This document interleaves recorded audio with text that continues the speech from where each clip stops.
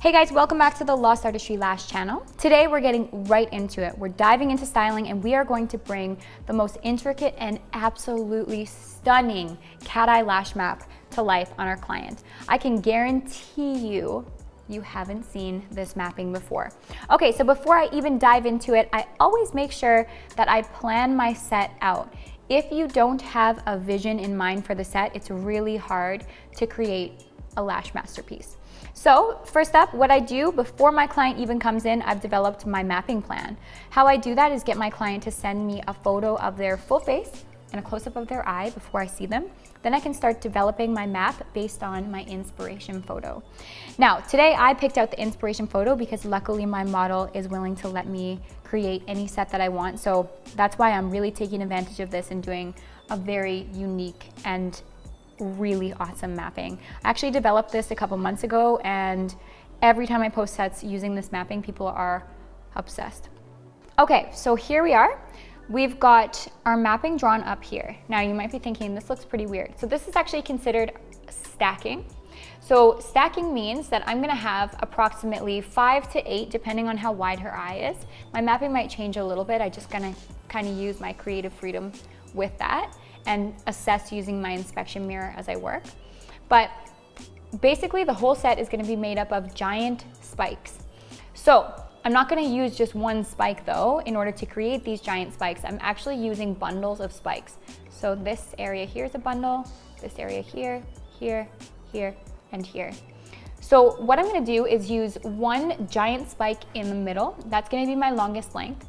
And then the surrounding lashes, both beneath on the bottom and middle layer, as well as on the side of my big spike in the middle, those are going to be 1 millimeter shorter, and they're going to hug into and direct into my middle spike, which is my emphasis area. So for a set like this, you're going to have to master direction, and when you look at your set, if something looks out of place, don't be afraid to take it off. So I'll walk you through that in a moment.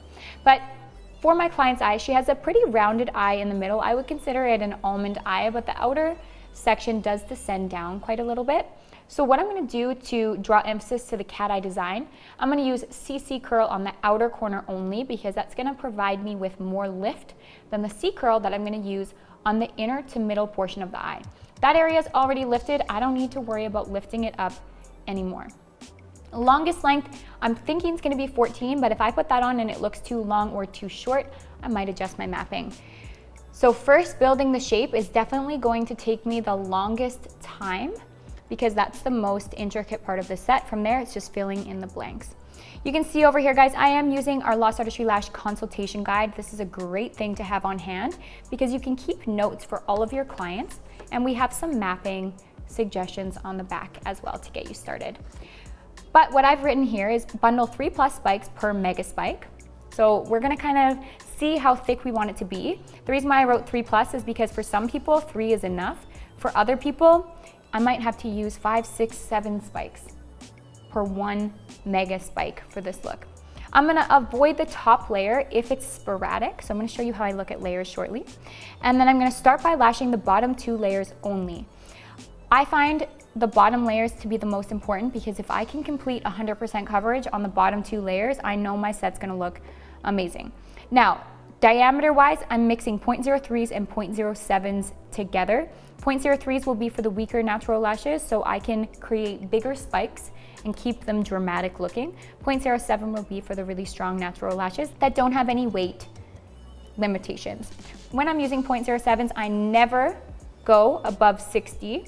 When I'm using 0.03s, I might go as high as 20D. Big difference. And believe it or not, the weight's gonna be very close to the same. Actually, the 60.07 in fact weighs even more than a 20D 0.03. Isn't that crazy? But that's how diameters work. If you're interested in learning more about that, definitely check out our Volume Mastery online course. All right, guys, let's get into the set. So first things first, I'm gonna dot my client's eye. So what we're looking for is to figure out where the lifts and tilts are of the eye. So where the highest point of the eye is and where the lower points of the eyes are. The reason why it's so important to do this for a cat eye type lash set like I'm doing today is because If I just map her out and I accidentally put one of my longer lengths on the higher portion of the eye, I'm gonna end up with more of a doll eye type effect than a cat eye effect. We have to work with the higher points and the lower points of the eye for sets like this. Open up and look straight ahead. If they're looking to one side or the other, that's not gonna do me any favors when mapping because the eyes change shape when we do that. So looking straight ahead, and I'm going to take my marker. I'm gonna dot the areas that I need to know, so the lifts and tilts of the eye. So I see that at this point right here, I'm just gonna dot above because she has her eyeliner tattooed. So if I were to dot on her eyeliner, it would be harder to see. So this is where her eye starts to descend down. I don't need to mark anything else for this set. That's all I need to know because at this point, that's where I'm switching from a C to a CC. Because if you look at her eye, it lifts up, up, up, up, up, and then goes down, down, down, down. But if we want this area to look the most visible, then we need to bring emphasis to it. And the only way we're gonna be able to do that is by lifting up our lengths and our curl. And I'm gonna do the same thing on the other eye. Just dot where the eye starts to tilt down. Perfect. Now that's all I need to do dot-wise. Can you close for a sec? And open. So now I know where my C curl is going to end and my CC curl is going to begin. From here, I can really develop my map.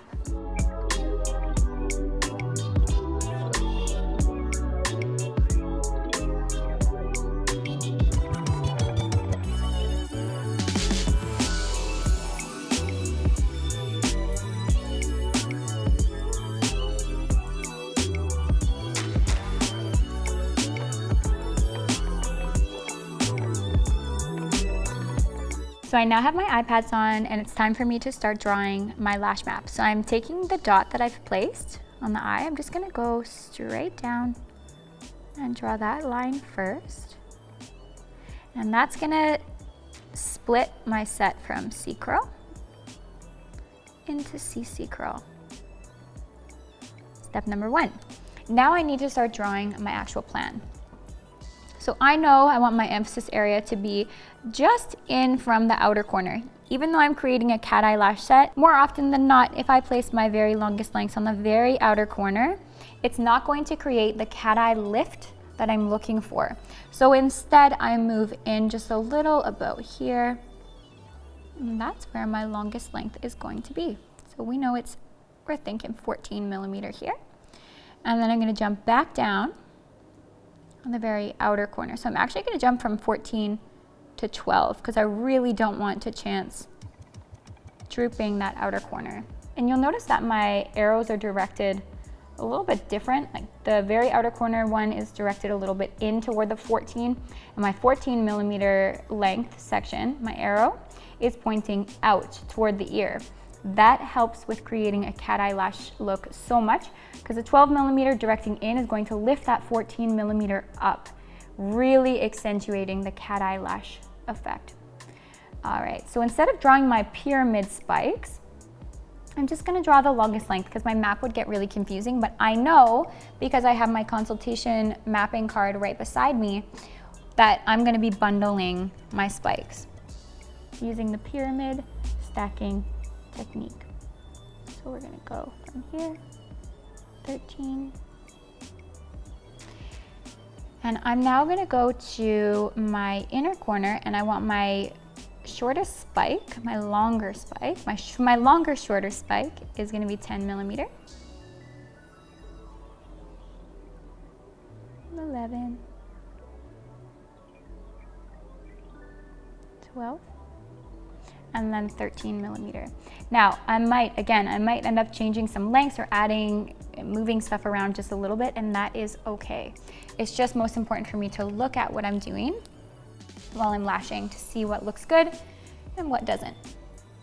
So now that I mapped out, it's almost time to start lashing, but first I need to prep the natural lashes with primer. She has really thick natural lashes, so I think I'm gonna prime and then use Super Bonder. So I'm using Bond-Aid first. I'm gonna put that on the lash line, and then I'm gonna also use Super Bonder on top of it. And when you're priming, make sure you get close to the base, but I like to start at about the middle point of the natural lashes and then move down towards the base so that I don't get any primer in my client's eyes, because that feels horrific.